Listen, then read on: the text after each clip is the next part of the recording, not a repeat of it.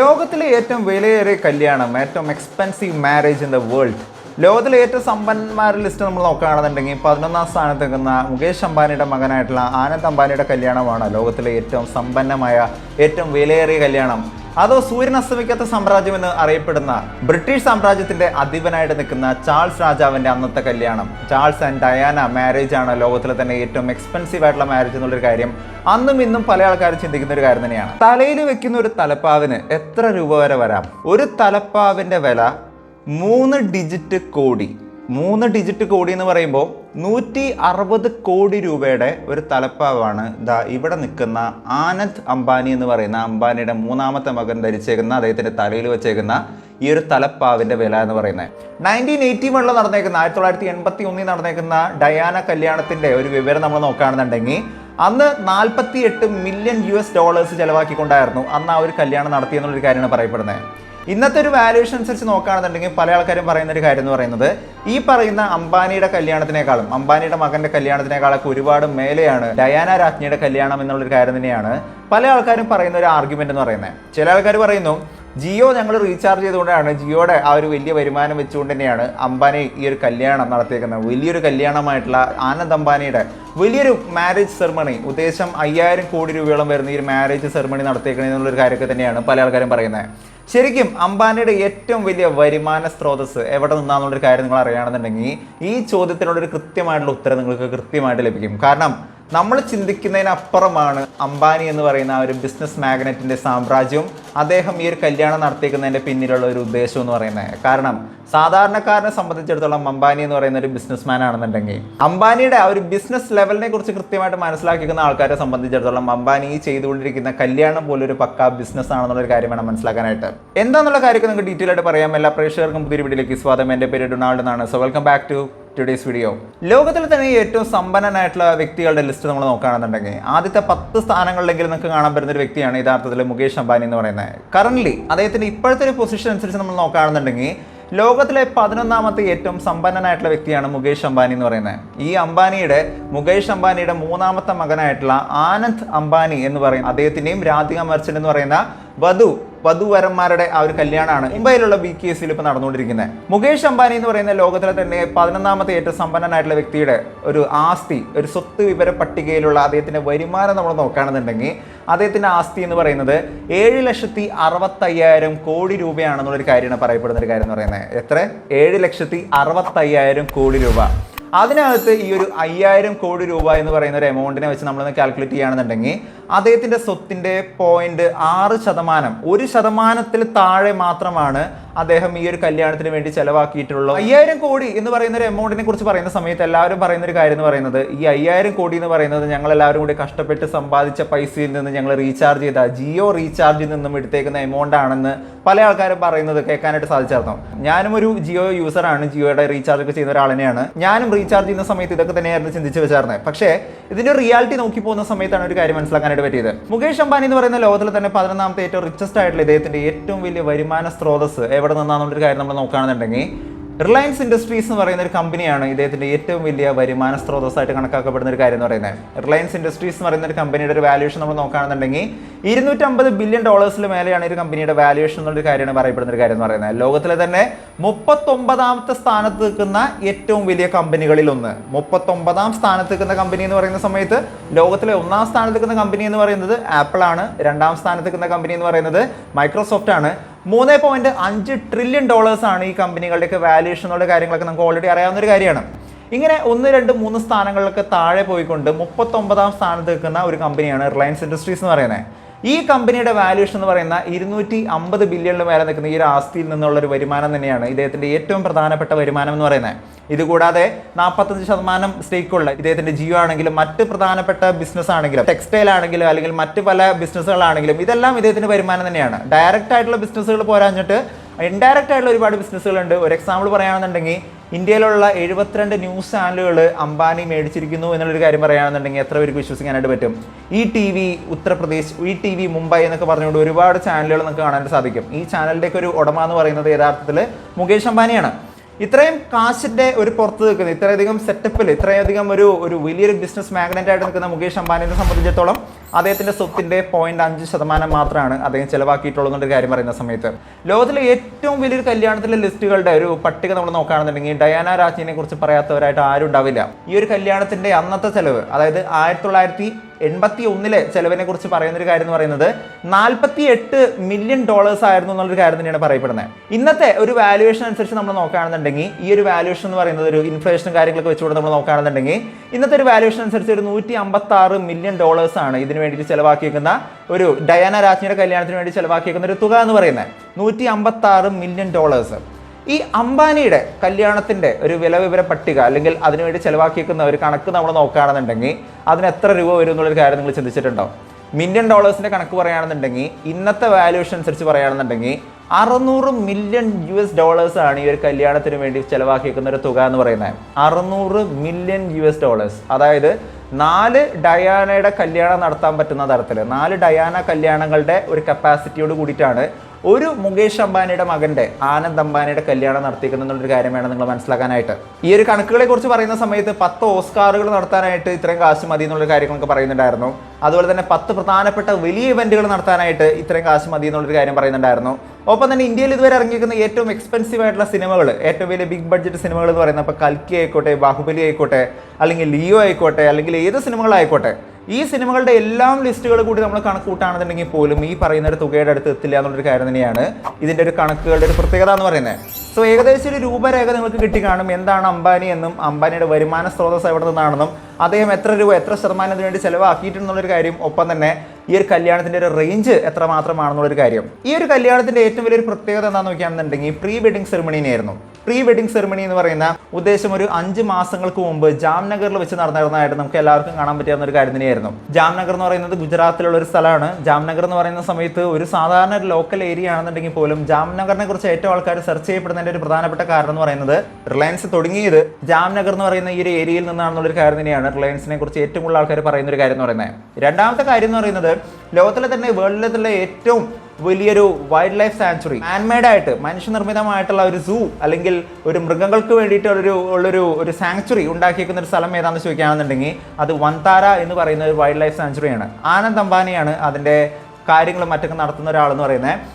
ആനന്ദ് അംബാനിയുടെ വൻതാര എന്ന് പറയുന്ന ഈ സ്ഥലം സ്ഥിതി ചെയ്യുന്നതും ഈ പറയുന്ന ജാംനഗറിൽ തന്നെയാണ്. അതുകൊണ്ട് തന്നെ ജാംനഗറിൽ വെച്ചിട്ടായിരുന്നു ഈ ഒരു പ്രീ വെഡിങ് സെറിമണി നടന്നിരുന്നത്. ആനന്ദ് അംബാനി ആൻഡ് രാധിക മർച്ചന്റ് എന്ന് പറയുന്ന ഇവരുടെ കല്യാണത്തിന്റെ പ്രീ വെഡിങ് സെറിമണി മറ്റൊക്കെ നടന്നിരുന്നത്.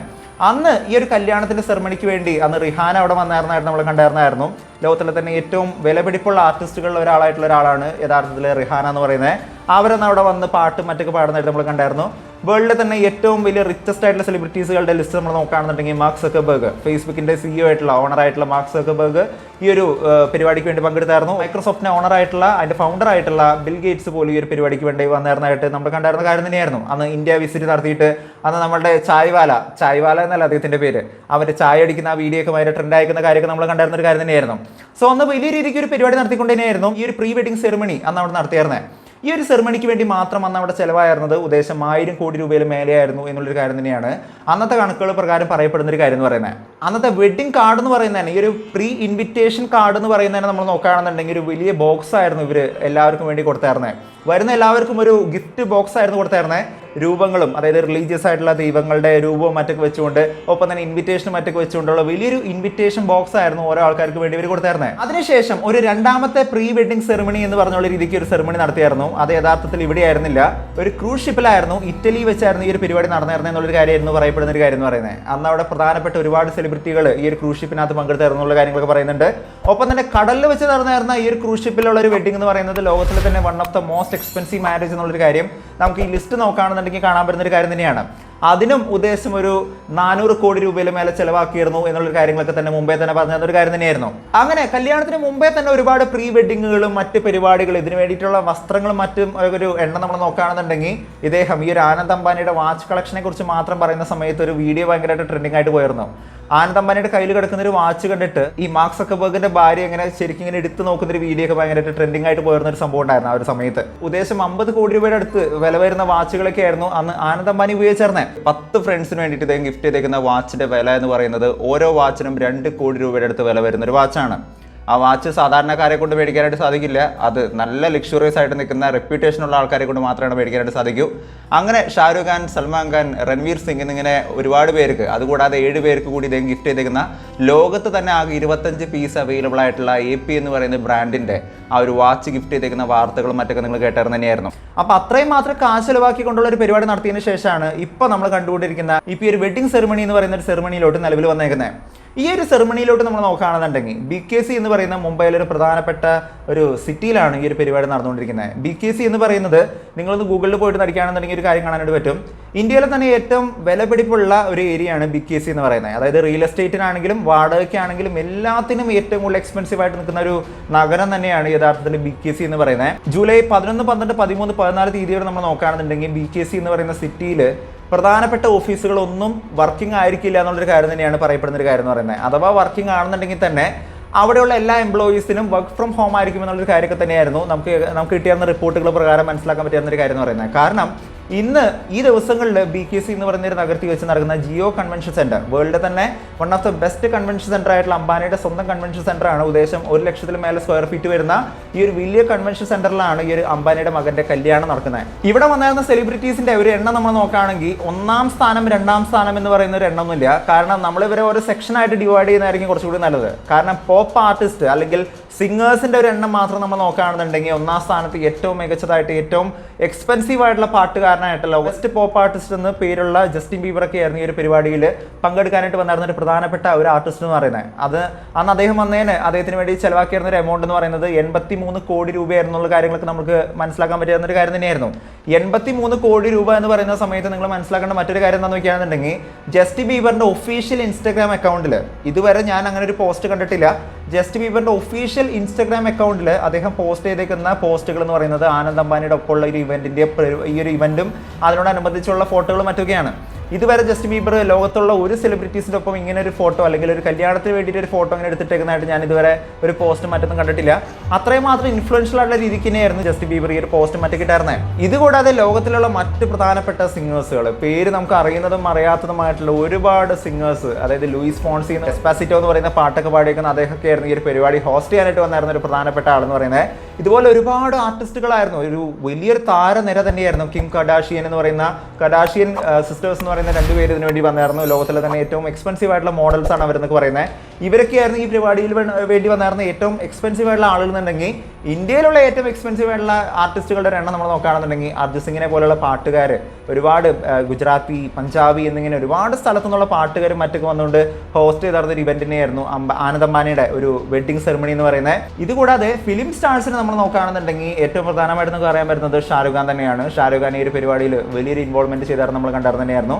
ഒരു ഇവന്റിനകത്ത് ഒരു ഇന്റർവ്യൂക്കകത്ത് ഷാരൂഖ് ഖാനോട് ഒരു ഇന്റർവ്യൂർ ചോദിക്കുന്നുണ്ട്, ഷാരൂഖ് ഖാൻ, അമീർ ഖാൻ ആൻഡ് സൽമാൻ ഖാൻ 3 പേരെ വെച്ചുകൊണ്ട് ഒരു സിനിമ ചെയ്യാനായിട്ട് ആരെങ്കിലും കൊണ്ട് സാധിക്കുമോ, നിങ്ങൾ അങ്ങനെ ഒരു സിനിമയിൽ അഭിനയിക്കും എന്നുള്ളൊരു കാര്യം ചോദിക്കുന്ന സമയത്ത് दूसरा सवाल ये है कि क्या तीनों आमिर खान, सलमान खान, शाहरुख खान कभी तीनों एक फिल्म में देखे जा सकते हैं कभी? तो कैसी फिल्म आप अफोर्ड कर सको तो ऑफर कर दो.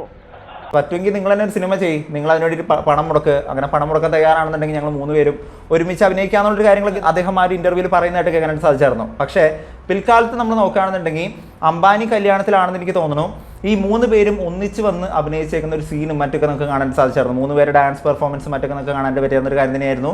3 പ്രധാനപ്പെട്ട ഗാന്മാരും അതുകൂടാതെയുള്ള ബോളിവുഡിലുള്ള ഏറ്റവും പ്രധാനപ്പെട്ട എല്ലാ സെലിബ്രിറ്റികളും, ഐ മീൻ ആണായാലും പെണ്ണായാലും എല്ലാ തരത്തിലുള്ള സെലിബ്രിറ്റികളും വന്നായിരുന്നു. തമിഴ്നാട്ടിൽ നിന്ന് സൂര്യ പോലെയുള്ള ഒരുപാട് വലിയ വലിയ ആർട്ടിസ്റ്റുകളെ കാണാൻ സാധിച്ചായിരുന്നു. ഒപ്പം തന്നെ തെലുങ്കിൽ നിന്ന് നമ്മൾ നോക്കുകയാണെന്നുണ്ടെങ്കിൽ രാം ചരൺ, അദ്ദേഹത്തിന്റെ ഫാമിലി വലിയൊരു സെറ്റപ്പിൽ തന്നെയായിരുന്നു വന്നായിരുന്നത്. ഒപ്പം തന്നെ മഹേഷ് ബാബുവിനെ പോലുള്ള വലിയ വലിയ സൂപ്പർ സ്റ്റാർസ് ഒക്കെ അവിടെ വന്നിരുന്ന ഒരു കാര്യങ്ങളൊക്കെ നമുക്ക് കാണാൻ പറ്റുന്ന ഒരു കാര്യം തന്നെയായിരുന്നു. മലയാളത്തിൽ നിന്നും നമുക്ക് പൃഥ്വിരാജ് കുമാറിനായിരുന്നു അവിടെ കാണാൻ പറ്റുന്ന സെലിബ്രിറ്റി എന്ന് പറയുന്നത്. MS ധോണി, ഹാർദിക് പാണ്ഡ്യ, രോഹിത് ശർമ്മ എന്നിങ്ങനെ ഒരുപാട് താരനിരയായിരുന്നു ഈ ഒരു പരിപാടിക്ക് വേണ്ടി പങ്കെടുത്തായിരുന്നത്. ഇതിനൊക്കെ മേലെ ലോകത്തിലെ തന്നെ ഏറ്റവും വലിയ ബിസിനസ് ടൈക്കൂണുകളായിട്ടുള്ള സാംസങ്ങിന്റെ CEO പോലെയുള്ള സാംസങ്ങിന്റെ ഓണർ, അതുപോലെ അഡോബിന്റെ ഓണർ, ഇതുപോലെ ഒരുപാട് വലിയ വലിയ ലോകത്തിലെ തന്നെ ഏറ്റവും വലിയ കമ്പനികളുടെ ഓണേഴ്സ് ആയിരുന്നു ഈ ഒരു പരിപാടിക്ക് വേണ്ടി പങ്കെടുക്കാനായിട്ട് വന്നായിരുന്നുള്ള കാര്യം തന്നെയാണ് ഈ ഒരു പരിപാടിയുടെ ഏറ്റവും വലിയൊരു പ്രത്യേകത എന്ന് പറയുന്നത്. ബ്രിട്ടീഷ് ഫോമർ പ്രൈം മിനിസ്റ്റർ ആയിട്ടുള്ള ബോറിസ് ജോൺസനെ പോലുള്ള ഒരുപാട് വേൾഡ് നേതാക്കൾ, ലോകത്തിലെ ഏറ്റവും പവർഫുൾ ആയിട്ടുള്ള രാജ്യങ്ങളുടെ നേതാക്കളടക്കം ഒരുപാട് പേര് ഈ ഒരു പരിപാടിക്ക് വേണ്ടി പങ്കെടുത്തായിരുന്നുള്ളൊരു കാര്യം തന്നെയാണ് ഈ ഒരു ഇവന്റിന്റെ ഏറ്റവും വലിയൊരു പ്രത്യേകത എന്ന് പറയുന്നത്. അങ്ങനെ ഒരുപാട് പേര് പങ്കെടുത്തായിരുന്ന ഈ ഒരു പരിപാടിയുടെ ഒരു ഹൈലൈറ്റ് എന്താണെന്ന് നോക്കുകയാണെന്നുണ്ടെങ്കിൽ ലോകത്തിലെ തന്നെ ഏറ്റവും എക്സ്പെൻസീവ് ആയിട്ടുള്ള മാരേജ് എന്നുള്ള രീതിക്ക് ഈ ഒരു മാരേജ് മാറിയേക്കാണ്. ഇതുവരെയുള്ളൊരു കണക്കുകൾ നോക്കുകയാണെന്നുണ്ടെങ്കിൽ 5000 കോടി രൂപയിലും മേലെയാണ് ഈ ഒരു കല്യാണത്തിന് വേണ്ടി ചിലവാക്കിയേക്കുന്ന മൊത്തം തുക എന്നുള്ളൊരു കാര്യമാണ് പറയപ്പെടുന്നത്. അതായത് പ്രീ വെഡിങ്, മറ്റ് പ്രീ വെഡിങ് സെറിമണീസ് ആൻഡ് മറ്റ് പരിപാടികളെല്ലാം കൂടി കൂട്ടിക്കൊണ്ട് ഇൻക്ലൂഡിങ് ഈ ഒരു പ്രധാനപ്പെട്ട വേദിയിൽ നടക്കുന്ന ഈ കല്യാണ സെറിമണി അടക്കം ഇതിൻ്റെ പാർട്ടി ആൻഡ് ആഫ്റ്റർ പാർട്ടി അടക്കം എല്ലാം കൂടി കൂട്ടാണെന്നുണ്ടെങ്കിൽ $600 million അഥവാ 5000 കോടി രൂപയാണ് ഈ ഒരു പരിപാടിക്ക് വേണ്ടി ചിലവാക്കിയേക്കുന്ന ഒരു തുക എന്നുള്ളൊരു കാര്യം തന്നെയാണ് ഇതുവരെ നമുക്ക് മനസ്സിലാക്കാനായിട്ട് സാധിച്ചേക്കുന്ന ഒരു കാര്യം എന്ന് പറയുന്നത്. ലോകത്തിലെ ഏറ്റവും എക്സ്പെൻസീവ് ആയിട്ടുള്ളൊരു ചിലവ്, കാശ് ചിലവാക്കിയേക്കുന്ന ഒരു പരിപാടി ഇതാണോ എന്നുള്ളൊരു കാര്യം ചോദിക്കുകയാണെന്നുണ്ടെങ്കിൽ ഒരിക്കലും ഇതാണെന്നുള്ളൊരു കാര്യം നമുക്ക് പറയാനായിട്ട് പറ്റില്ല. കാരണം 1979 ഇപ്പോഴത്തെ ദുബായിയുടെ അധികാരി, അതായത് അന്നത്തെ ഫോർമർ പ്രിൻസ് ആയിരുന്ന ഷെയ്ഖ് അൽ മക്തം എന്ന് പറയുന്ന ദുബായിയുടെ രാജാവിനെ കുറിച്ച് നമ്മൾ നോക്കുകയാണെന്നുണ്ടെങ്കിൽ അദ്ദേഹം അന്ന് 1979 അദ്ദേഹത്തിന്റെ കല്യാണത്തിന് വേണ്ടി ചിലവാക്കിയിരുന്ന ഒരു എമൗണ്ട് എന്ന് പറയുന്നത് $137 million ആയിരുന്നു എന്നുള്ളൊരു കാര്യമാണ് പറയുന്നത്. $1 million ആയിരുന്നു എന്നുള്ളൊരു കാര്യമാണ് പറയുന്നത്. അതിൻ്റെ ഒരു ഇന്നത്തെ വാല്യുവേഷൻ വെച്ച് നോക്കുകയാണെന്നുണ്ടെങ്കിൽ ഉദ്ദേശം 4500 കോടി രൂപയിലെ മേലെ ആയിരിക്കും എന്നുള്ളൊരു കാര്യം തന്നെയാണ് ഇന്നത്തെ ഒരു വാല്യുവേഷൻ അനുസരിച്ച് പറയുന്ന ഒരു കാര്യം എന്ന് പറയുന്നത്. 5 ദിവസത്തോളം നടന്നായിരുന്ന ഒരു മാരേജ് സെറിമണി ആയിരുന്നു.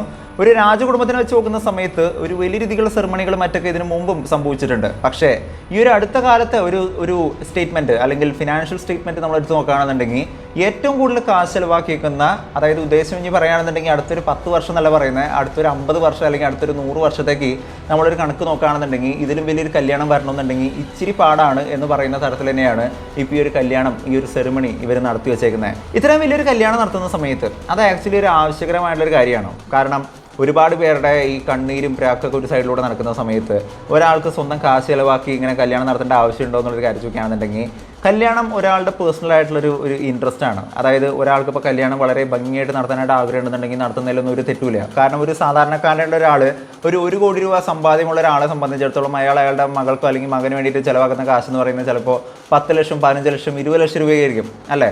അത്രയും വലിയൊരു കല്യാണങ്ങളൊക്കെ നടത്തിക്കുന്നതായിട്ട് നമ്മൾ കണ്ടിട്ടുണ്ട്. സാധാരണക്കാരുടെ ഒരു ആവറേജ് ഫാമിലിയിലുള്ള കാര്യമാണ് ഞാൻ ഈ പറയുന്നത്. അതിലും താഴെയായിട്ട് നടത്തുന്ന ആൾക്കാരുണ്ട്. പക്ഷെ അത് വെച്ച് നോക്കുന്ന സമയത്ത് തൻ്റെ സമ്പാദ്യത്തിൻ്റെ 1% പോലും അല്ലെങ്കിൽ 0.6% എന്ന് പറയുന്ന ഒരു കണക്ക് പറയുന്ന സമയത്ത് വലിയൊരു എമൗണ്ട് ഒന്നുമല്ല. പക്ഷേ എന്നെ സംബന്ധിച്ചിടത്തോളം എനിക്ക് തോന്നിയൊരു കാര്യം എന്താണെന്ന് നോക്കുകയാണെന്നുണ്ടെങ്കിൽ കഴിഞ്ഞ 3 ദിവസങ്ങൾ നമ്മൾ നോക്കുകയാണെന്നുണ്ടെങ്കിൽ ഈ വർക്ക് ഫ്രം ഹോം ആയിട്ട് അവിടെ ജീവിക്കുന്ന ആൾക്കാരെ സംബന്ധിച്ചിടത്തോളം നോക്കുകയാണെന്നുണ്ടെങ്കിൽ അവിടെ അവർക്ക് യാത്ര ചെയ്യാനായിട്ടോ, BKC എന്ന് പറയുന്ന നഗരത്തിൽ ജീവിക്കുന്ന ആൾക്കാരെ സംബന്ധിച്ചിടത്തോളം അവർക്ക് ജോലിക്ക് പോകാനായിട്ടോ യാത്ര ചെയ്യാനായിട്ടോ അല്ലെങ്കിൽ അതൊന്നും പാടില്ല എന്ന് പറഞ്ഞുകൊണ്ടുള്ള ഒരു വിലക്ക്, ആ ഒരു വിലക്ക് മാത്രമാണ് എനിക്ക് ഒരു കാര്യത്തിൽ ഭയങ്കര ഒരു നെഗറ്റീവായിട്ട് തോന്നിയൊരു കാര്യം എന്ന് പറയുന്നത്. കാരണം ഒരാളുടെ കല്യാണം നടത്തുന്ന സമയത്ത് അത് മറ്റൊരാൾക്ക് ബുദ്ധിമുട്ടായിട്ട് മാറുന്നുണ്ടെങ്കിൽ അത് ശരിയാണോ തെറ്റാണോ എന്നുള്ളൊരു കാര്യം നമ്മൾ ചിന്തിക്കേണ്ടിയിരിക്കുന്നു എന്നുള്ളൊരു കാര്യം തന്നെയാണ് എനിക്ക് പേഴ്സണലി തോന്നിയൊരു കാര്യം എന്ന് പറയുന്നത്. പക്ഷേ എനിവേസ് ഇപ്പോൾ ഈ അടുത്തിടെ നടന്നിരിക്കുന്ന കല്യാണങ്ങളുടെ ഒരു എണ്ണം നമ്മൾ നോക്കുകയാണെന്നുണ്ടെങ്കിൽ ലോകത്തിലെ തന്നെ ഏറ്റവും എക്സ്പെൻസീവ് ആയിട്ടുള്ള മാരേജാണ്, ഏറ്റവും ലക്ഷറിയസ് ആയിട്ടുള്ള മാരേജാണ് ഈ ഒരു അംബാനി കല്യാണം എന്നുള്ളൊരു കാര്യം തന്നെയാണ് നമുക്ക് മനസ്സിലാക്കാൻ സാധിക്കുന്ന ഒരു കാര്യം എന്ന് പറയുന്നത്. എന്താണ് നിങ്ങളുടെ അഭിപ്രായം എന്നുള്ളൊരു കാര്യം നിങ്ങൾ താഴ്ന്നത് കമൻറ്റ് ചെയ്യുക. വീഡിയോ ഇഷ്ടപ്പെട്ടെങ്കിൽ വീഡിയോ ലൈക്ക് ചെയ്യുക, വീഡിയോ മാക്സിമം ബൈലോട്ട് ഷെയർ ചെയ്യുക. ചാനൽ ഇഷ്ടപ്പെടുന്നുണ്ടെങ്കിൽ സബ്സ്ക്രൈബ് ചെയ്യുന്ന കാര്യം ഉപയോഗിക്കുക. തൊട്ടടുത്തുള്ള ബെൽ ഐക്കൺ കൂടി അമർത്തുകയാണെന്നുണ്ടെങ്കിൽ ലേറ്റസ്റ്റ് ആയിട്ട് വരുന്ന വീഡിയോയുടെ അപ്ഡേറ്റുകളെല്ലാം നമുക്ക് ലഭിക്കുന്നതായിരിക്കും. മറ്റൊരു വീഡിയോ ആയിട്ട് വീണ്ടും വരുന്നവരെ it's me Donald space signing out. By.